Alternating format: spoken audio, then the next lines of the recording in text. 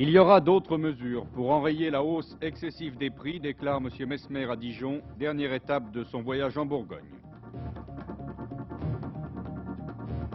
Les premières décisions concernent, vous le savez, le blocage des prix de certains produits alimentaires, dont la viande et des chaussures. Les conséquences se feront sentir dès les jours prochains.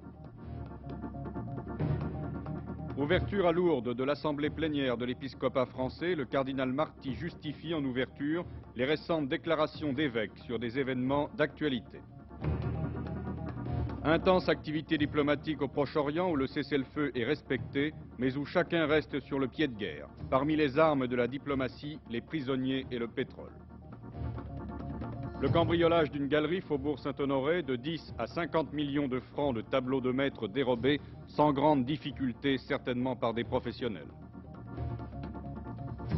Tennis, au tournoi Open de Paris, le Roumain Nastase bat le Hollandais Hocker en demi-finale. Il rencontrera demain l'Américain Stan Smith, qui est le tenant de l'épreuve. Mesdames, Mesdemoiselles, Messieurs, bonsoir. Les premières conséquences aux décisions gouvernementales de bloquer les prix de certains produits de grande consommation ne se feront sentir que dans le courant de la semaine prochaine, lorsque les détaillants auront été avertis officiellement de la manière dont ils doivent appliquer les taxations. Les commerçants ont en tout cas accueilli plutôt défavorablement ces mesures et nous entendrons dans un instant la réaction d'un représentant des bouchers. Mais M. Messmer l'a clairement indiqué ce matin à Dijon, il y aura d'autres mesures pour stopper l'inflation. Il ne s'agit pour l'instant que de corriger, a-t-il dit, une glissade excessive de certains prix.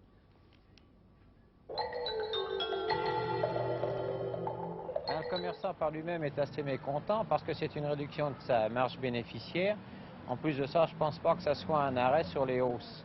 Et la répercussion sur la ménagère sera minime. Pour vous, madame, le prix du pain ne peut pas subir de nouvelles taxations? Non, pas du tout. Non, le pain ne peut pas subir de taxation. Vu le prix du mazout et tout, ce n'est pas possible. Hein. Non. Et alors, avec ça, on est obligé de faire beaucoup de choses. On est obligé de vendre beaucoup d'autres choses pour pouvoir subsister. Telles que les gâteaux secs, les chocolats, un petit peu de tout. On dit que les fruits et légumes sont chers, mais ça dépend aussi de ce que vous achetez. c'est la concurrence qui joue finalement. La concurrence joue beaucoup, et il faut savoir aussi acheter les produits, parce que les fruits et légumes ne sont pas hors de prix. Vous avez des pommes à très bon marché à cette époque où on est dans l'époque de pommes. Le raisin commence à augmenter parce qu'il est en fin de saison. La clémentine rentre en saison, elle va diminuer obligatoirement d'ici 8-10 jours. La clémentine sera à des prix très abordables. Parce que nous, à Rungis, c'est l'offre et la demande tout est là dans l'offre et la demande, n'est-ce pas? Et la viande est taxée depuis, ça fait 5-6 ans déjà qu'on nous taxe la viande, mais ça n'arrête pas d'augmenter. Avant que la marchandise arrive sur le plateau ici, elle passe d'abord, il y a un courtier qui est sur place qui achète. Après, ça passe au moins dans ce cas à 5 mains avant d'arriver ici. Et le dernier qui prend tout, c'est nous. Accueil mitigé donc pour les commerçants. La plupart regrettent la sévérité des mesures de taxation effectives depuis ce matin, des mesures destinées à rétablir l'équilibre entre les cours à la production et les prix alimentaires à la consommation qui ont grimpé de 11% en un an. Cela suffira-t-il à calmer la flambée des prix? Pour la viande de bœuf, le sentiment du président du syndicat des bouchers parisiens.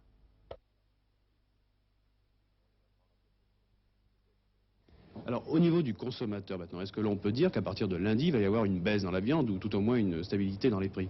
Mais absolument pas. Et en tant que président de ce syndicat, nous sommes très à l'aise pour avoir refusé d'adhérer à la convention signée par l'engagement national. Car nous savions que cette convention était inapplicable et aujourd'hui nous en avons la preuve puisqu'on nous taxe.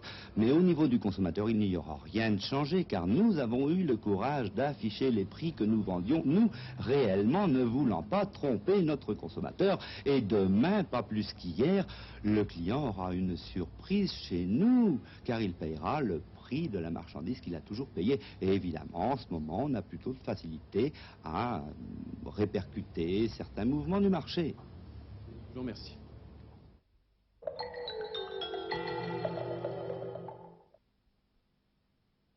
Les mesures qui ont été annoncées hier soir par M.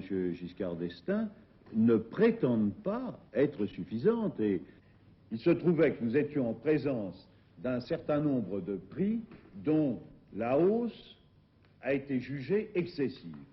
Et pour arrêter cette glissade excessive, qui était plus rapide que la glissade moyenne des prix, les mesures que vous connaissez ont été annoncées hier et prennent effet à partir d'aujourd'hui. Mais, je le répète, ces mesures ne représentent pas la totalité de l'action que nous engagerons et que, je le répète, nous sommes décidés à engager en temps utile pour traiter l'ensemble du problème. Ces mesures, nous serons sans doute amenés à les prendre et à les prendre sans tarder beaucoup. Mais cela ne veut pas dire que ces mesures feront plaisir à tout le monde.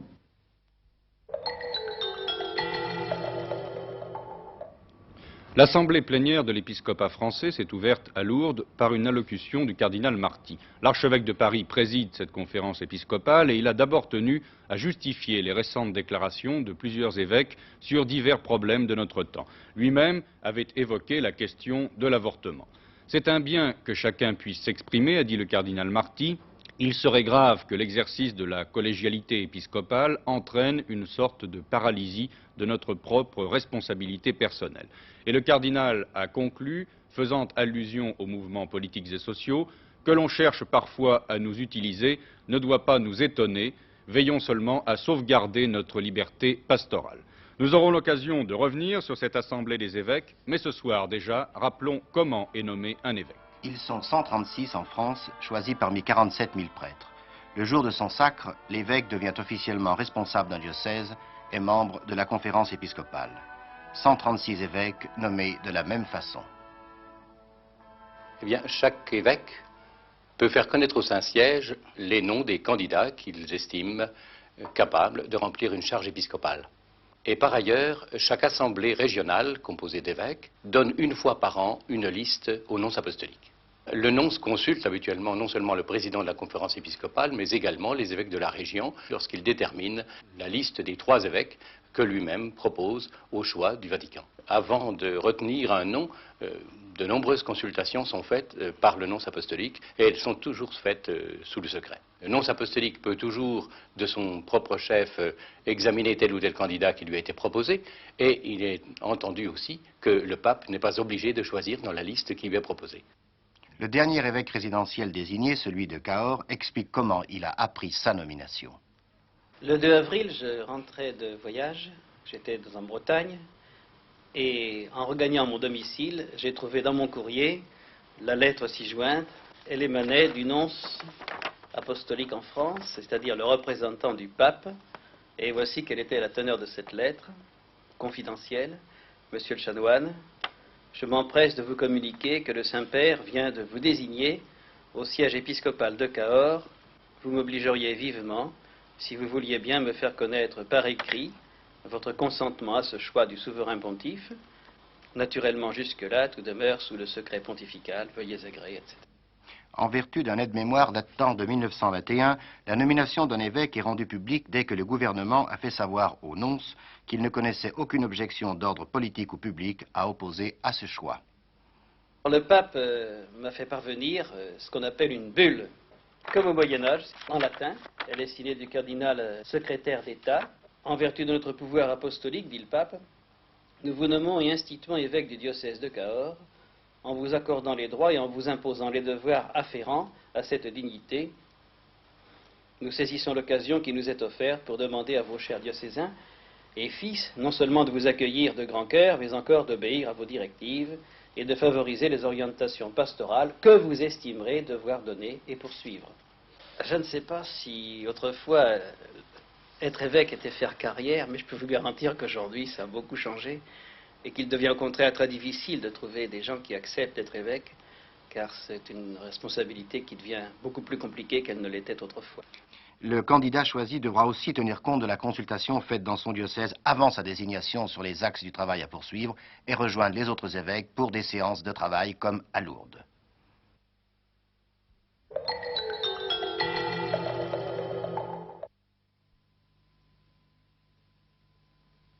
La seconde journée du Premier ministre en Bourgogne a pris un tour très politique ce matin à Dijon. Pierre Messmer était interrogé sur sa petite phrase d'hier. « J'ai la confiance du président de la République et l'appui de la majorité ».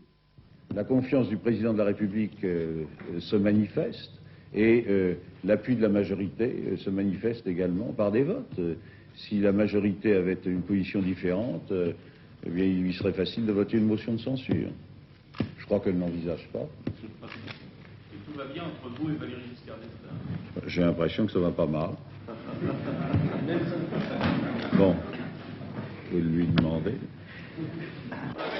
Après que quelques 300 manifestants aient été rapidement dispersés par les forces de l'ordre, le Premier ministre inaugurait à Dijon le SIVA, le Salon international des vins et de l'alimentation. Cette inauguration donnait à ce voyage une touche gastronomique que l'on attendait dans cette région de Bourgogne réputée pour la qualité de sa table. Nouvelles sont toutes mortes. Voilà, absolument. Et c'est pour ça d'ailleurs. Merci. Du Rhône et du Rhin avec le Danube.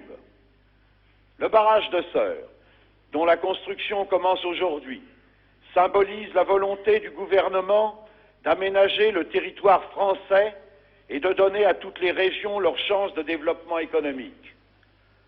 Faire pénétrer à près de 500 kilomètres dans les terres des convois aussi importants que ceux qui naviguent sur le Rhin, en utilisant des fleuves que la nature avait parfois peu préparés à remplir ce rôle, aura exigé, je le disais tout à l'heure, près de 40 ans d'efforts. Cette voie d'eau, jointe à l'ensemble des investissements réalisés depuis 15 ans, redonnera à la Bourgogne de la fin du XXe siècle le rôle national et aussi le rôle européen qui est conforme à ses aptitudes et qui est digne à l'histoire de votre grande et de votre belle province. Vive la Bourgogne et vive la France!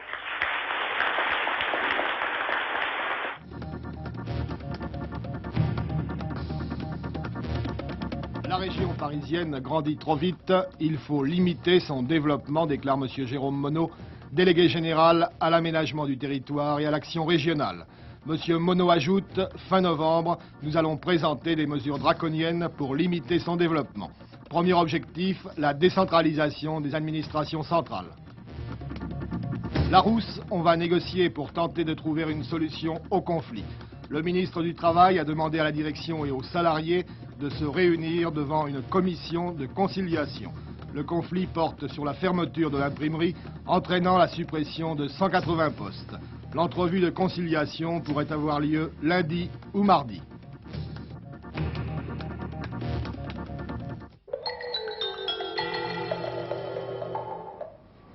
Washington, New York aux Nations Unies et Damas en Syrie, ce sont les fronts où se déploie une intense activité diplomatique. À Washington, M. Kissinger s'est entretenu avec Mme Golda Meir, tandis qu'il est attendu mercredi prochain au Caire. À Damas sont arrivés le président algérien Boumedienne et M. Kuznetsov, vice-ministre soviétique des Affaires étrangères, qui venait du Caire. Aux Nations Unies, l'accord s'est fait la nuit dernière pour l'envoi de casques bleus de 7 pays, dont un du pacte de Varsovie, la Pologne.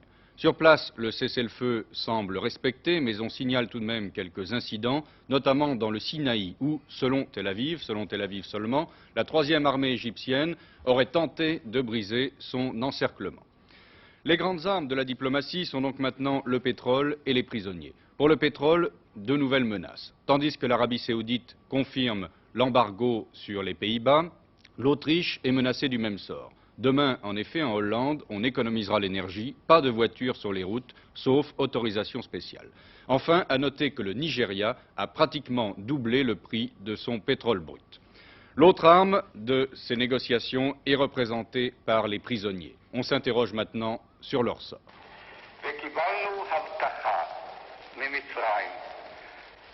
Il n'y aura pas la moindre négociation de paix au Proche-Orient tant que ne sera pas réglé le problème des prisonniers de guerre. Le général Dayan comme Mme Golda Meir sont catégoriques, les prisonniers d'abord, les territoires ensuite. Alors, regardez cette carte. Israël détient un peu plus de 7000 soldats arabes, dont 350 officiers, pour la plupart égyptiens, sans compter les 20 000 hommes de la 3e armée que certains considèrent déjà comme des otages. L'Égypte compte 450 prisonniers israéliens, la Syrie une centaine et 2 au Liban. Pour les Israéliens, le problème est très clair. On échangera sans considération de nombre les 7000 Arabes contre les 550 Israéliens et, en priorité, les grands blessés. Or, rien n'a encore démarré. Pourquoi? Eh bien, deux raisons à cela. D'abord, la Croix-Rouge internationale attend de connaître les listes des prisonniers israéliens en Égypte et en Syrie. Sadat a accepté de fournir la liste complète, mais on l'attend toujours. Autre raison plus grave, celle-ci. La Syrie déclarait hier soir « Nous ne rendrons les prisonniers que si on nous renvoie les corps des Syriens tués pendant les combats. » L'Égypte dit « Nous libérerons les prisonniers quand Israël sera revenu aux lignes du premier cessez-le-feu du 22 octobre, pas avant. » Israël rétorque « Nous libérerons la troisième armée encerclée dans le désert quand nos prisonniers nous seront rendus, certainement pas avant. » Vous le voyez, on tourne en rond. La clé du problème, là encore, se trouve à Washington et à Moscou. Ce sont les Américains et les Soviétiques qui tirent les ficelles et qui ouvriront ou non le passage aux blessés, un passage à travers des lignes où la poudrière s'est vite reconstituée. Au milieu de tout cela, la Croix-Rouge internationale qui a bien du mal à faire respecter la Convention de Genève de 1949. Ainsi, les Israéliens accusent les Syriens d'avoir arraché les plaques d'identité sur les blessés et les cadavres du Golan. Ainsi encore, les Syriens accusent Israël d'avoir utilisé des prisonniers pour se frayer un chemin à travers les champs de mines. Or, la Convention de Genève, dont ces manifestants à Tel Aviv réclament l'application, est formelle. Aucun prisonnier ne peut servir de bouclier pour les belligérants. La Convention bannit l'humiliation, la torture, le supplice, la déportation. Tout soldat doit être convenablement traité, les blessés doivent être soignés ou hospitalisés. On doit leur attribuer une carte d'identité indiquant nom, grade, matricule. Chaque prisonnier peut recevoir la visite de la Croix-Rouge et peut écrire directement à sa famille. Alors quand, enfin, appliquera-t-on ces conventions? La Croix-Rouge internationale vient de lancer un appel solennel au Proche-Orient où l'on a trop tendance à confondre la politique avec les mesures humanitaires.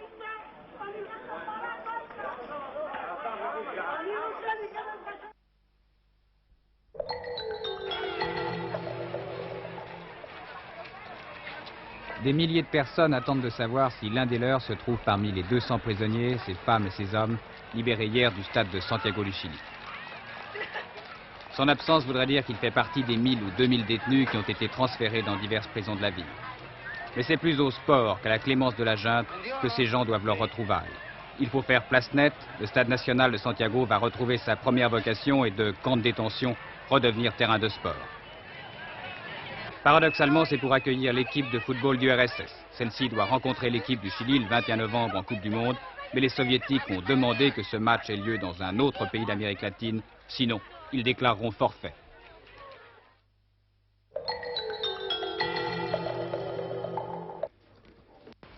Voici M. Odermatt, l'infortuné propriétaire de la galerie de tableaux du Faubourg Saint-Honoré, cambriolée dans la nuit de jeudi à vendredi.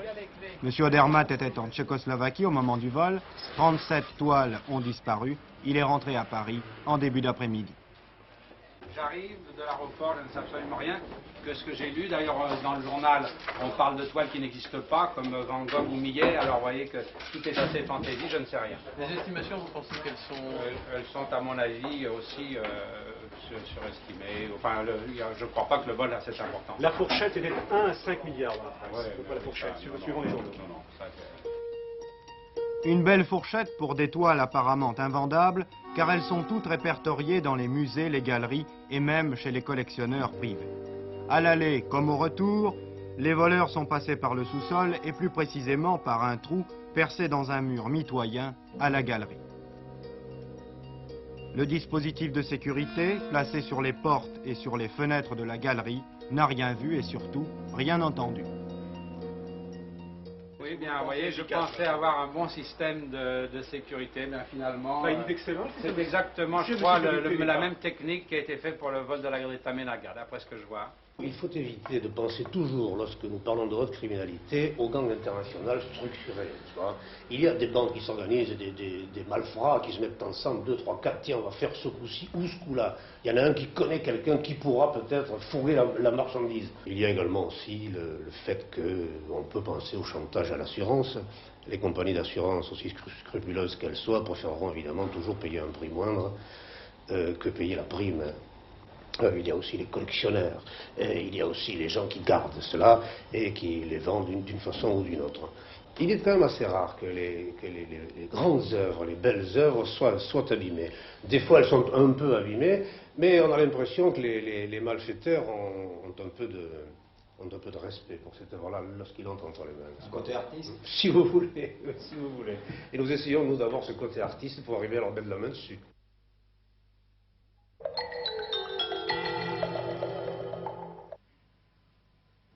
Première demi-finale cet après-midi à Coubertin, balle de match au service Stan Smith face à l'Allemand Karl Mayler.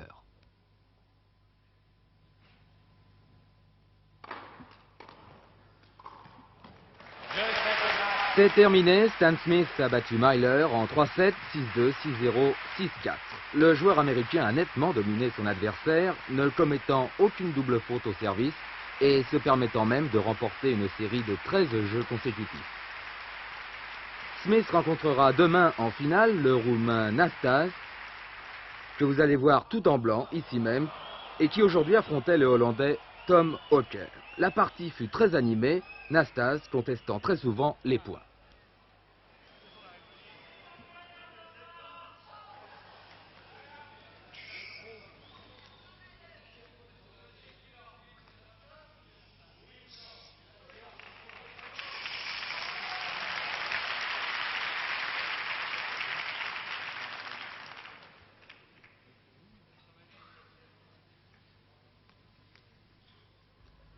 Le joueur roumain, rapide, inspiré, très bon technicien, était aussi à l'aise au filet qu'en fond de cours et il s'imposa grâce à une première balle de service redoutable et une volée efficace qui empêchèrent très souvent Hawker de prendre l'initiative.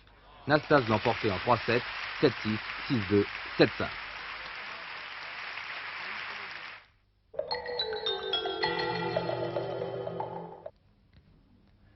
Jean-Baptiste Chanfrault peut-il être encore considéré à 26 ans comme un espoir du tennis français? C'est un peu la question qu'on s'est posée au cours de l'Open de Coubertin. Après avoir brillé devant le joueur de Coupe Davis américain Gorman, Chanfrault, ici, s'est incliné très nettement vendredi soir devant Nastase, qui est tout de même le numéro 1 dans le monde. À travers le cas de Jean-Baptiste Chanfrault, on peut cerner l'inconstance du tennis français qui se cherche et qui ne parvient pas à jouer au niveau international le rôle qui fut le sien par le passé. Il y a 6 ans, on vous considère un petit peu comme l'espoir numéro 1 du tennis français, et puis vous n'avez pas tellement justifié cette réputation. C'est-à-dire que quand Philippe Chatrier a formé l'équipe de France, il avait pris une dizaine de joueurs, et dont je faisais partie. Depuis 2 ou 3 ans, je suis tout seul, je travaille tout seul. Mais j'avais un certain problème de technique. Or, quand on joue au tennis, il faut jouer surtout avec ses jambes. Et tout en faisant les coups, évidemment, il faut jouer avec tout son corps, comme au football, comme au basket, comme dans tous les sports. Dans les milieux du tennis, on vous considère un petit peu comme un dilettante, c'est vrai? C'est-à-dire que j'ai peut-être une allure sur le court qui paraît assez bizarre à certaines personnes, mais enfin, c'est justement, ça rejoint un peu l'envie de gagner, quoi. Est-ce que le joueur de tennis moderne n'est pas un peu saturé par tous les tournois qu'il peut disputer au cours d'une année? Saturés, oui, ils sont peut-être saturés, quelques-uns sont peut-être saturés, mais c'est uniquement de leur faute. C'est-à-dire qu'ils courent trop peut-être après l'argent et ils devraient s'arrêter de temps en temps. Est-ce que vous croyez, Jean-Baptiste Chanfrault, que la France peut avoir une très bonne équipe de Coupe Davis? Oui, évidemment. Je parle pour tout le monde dans l'équipe de France.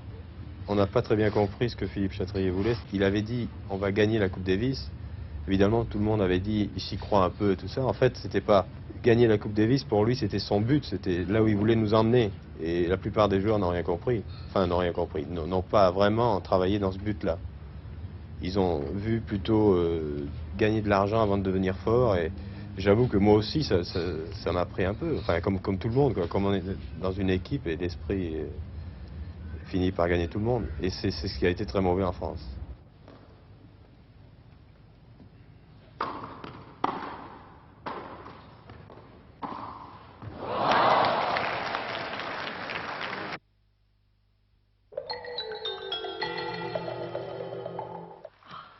Quatre femmes essayent de soulever une personne sans résultat, mais la concentration collective de l'énergie peut, en voici la démonstration, permettre de soulever cet homme avec beaucoup plus de facilité. Ce n'est pas une religion, c'est une méthode qui permettrait entre autres de domestiquer l'énergie humaine. C'est léger comme une livre. Pourquoi prendre cette technique plutôt qu'une méthode traditionnelle comme le yoga, par exemple? Nous avons choisi cette technique parce que actuellement c'est très simple et très rapide. C'est important, la rapidité? Oui, parce qu'on n'a pas beaucoup de temps pour développer soi-même et pour se connaître afin qu'on puisse aider les autres aussi. Qui peut pratiquer cette technique? Tout le monde. Il faut seulement former un groupe et puis tout le monde peut arriver à ce but. L'expérience d'être contente. Je sens une espèce de doute, un doute assez profond. Cette méthode pourrait également, en développant des L'idée dons de psychiques commencer comme l'intuition, la sensibilité et la voyance, permettre de mieux vivre dans notre société et de trouver la paix intérieure. 200 000 Américains pratiquent cette méthode qu'un médecin psychologue a mise au point il y a 10 ans. Il faut préciser qu'il existe beaucoup de méthodes et de nouvelles religions aux États-Unis. Cependant, lundi prochain, au Grand Hôtel à Paris, à 20 h, débutera une campagne européenne d'information sur le mouvement paix intérieure. Pourquoi voulez-vous convaincre les autres de pratiquer cette méthode? Je crois que nous voulons convaincre personne. Mais quand on apprend à connaître cette méthode, ce mouvement, on se remplit. Hein, c'est presque comme un verre qui se remplit d'eau. Et à un certain moment, ça déborde. Et alors, ce que nous faisons, c'est enfin le produit de ce que nous avons appris.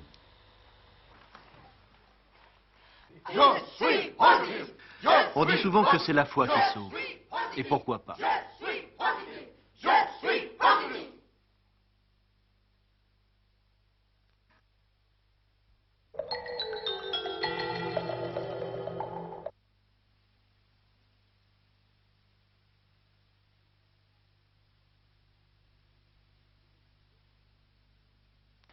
Les idées comme les habits s'usent et se déforment à l'usage, a écrit le peintre Georges Braque. Georges Braque est avec Picasso à l'origine du cubisme. Ces toiles cubistes triomphent en ce moment à Paris au musée de l'Orangerie, place de la Concorde. Elles datent de 1908. C'est en 1908 que le mot cubisme est employé pour Braque la première fois. Cependant, la même année, Braque est refusé par le jury du Salon d'automne. C'est qu'il va toujours de l'avant. Il écrit d'ailleurs à ce propos: « On peut détourner une rivière de son cours, non la faire remonter à sa source. » Cubiste, Braque inscrit le monde visible dans des formes géométriques où les lignes droites dominent. Mais au fond de lui-même, il aime les harmonies complexes faites de droites et de courbes.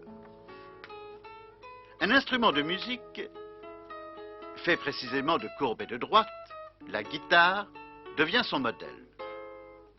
On la trouve plus ou moins visible, plus ou moins réaliste, dans la majorité de ses natures mortes. Et dès lors, ayant découvert la clé de son talent, il va produire, produire, produire. Peinture après peinture, dans un même rythme.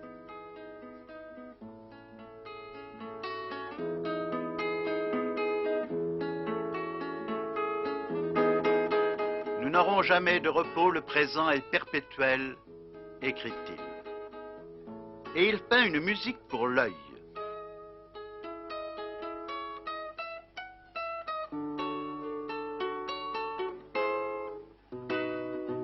Nous allons maintenant écouter Braque lui-même. C'est un document rare. Quelques mots qui sont comme une sorte de testament spirituel. Nous les avons enregistrés un peu avant sa mort, c'était il y a 10 ans.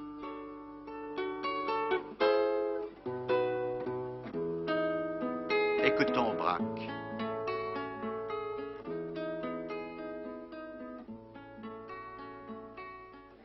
Dans le fond, j'ai assez confiance dans ce que j'ai fait.